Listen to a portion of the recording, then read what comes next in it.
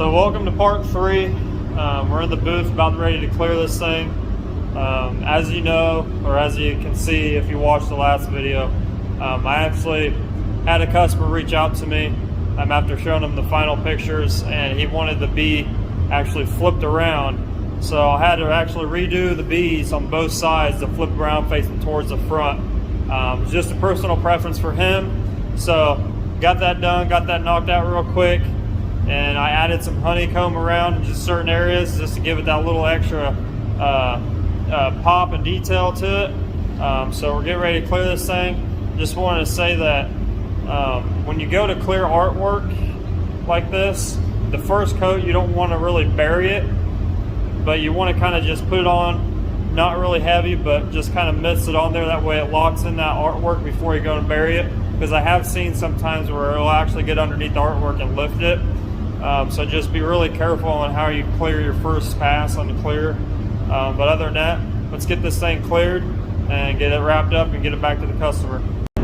So this is what I mean by first coat. It still looks pretty good, but as you tell, it's not really heavy, but it's just enough on there to lock that artwork down. And the second pass and the third pass I'm gonna do, because I'm gonna do 3 coats total on this thing. I'm gonna really nail it and actually hit it pretty hard. So we'll let this tack up, come back in here with a second coat, and do the third one right after that.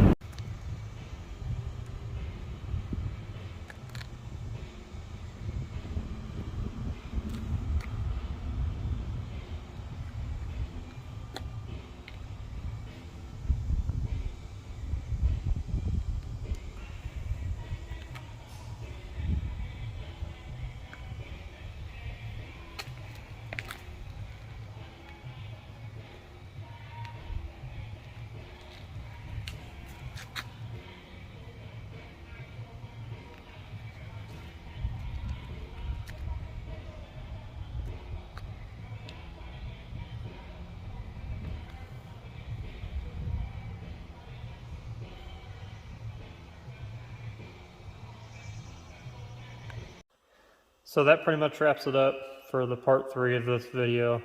After I got done baking it, I let it sit for a little bit. I brought it home. I'm probably gonna let it sit probably for at least 2 or 3 days. It is Friday, so I'll probably wait till Monday. Let the clear do its thing. That's one thing you wanna understand with clearing stuff. Just because you bake it for 45 minutes at 150 degrees doesn't mean it's fully cured yet. It still needs to gas out, shrink up if you will.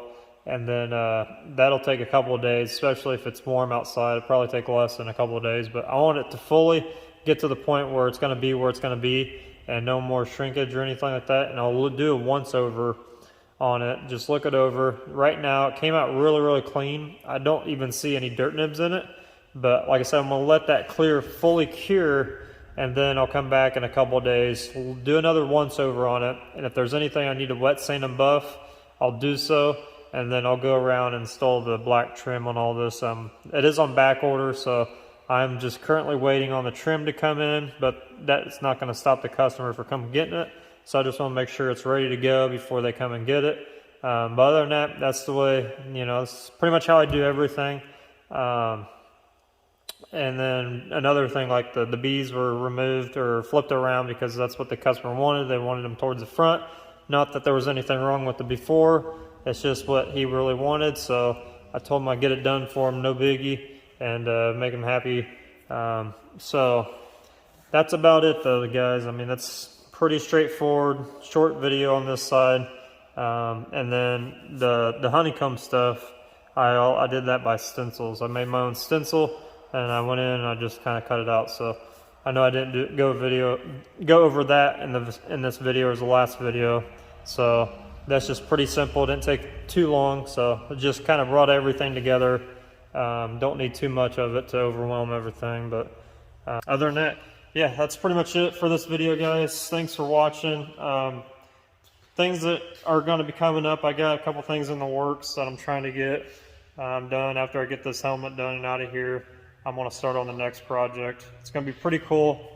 I'm going to be pretty much taking my PS5 apart. I'm going to paint the skins on them. I've seen people do it.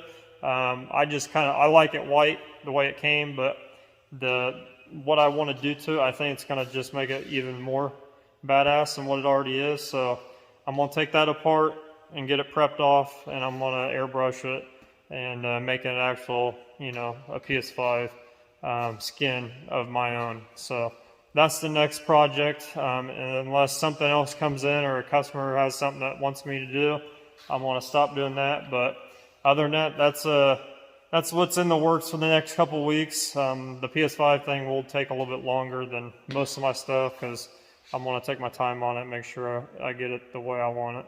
But if you guys have anything you need painted, such as like helmets, you know, if you want a panel done by me, or if you want like an illustration on a panel or a mural or anything, get a hold of me.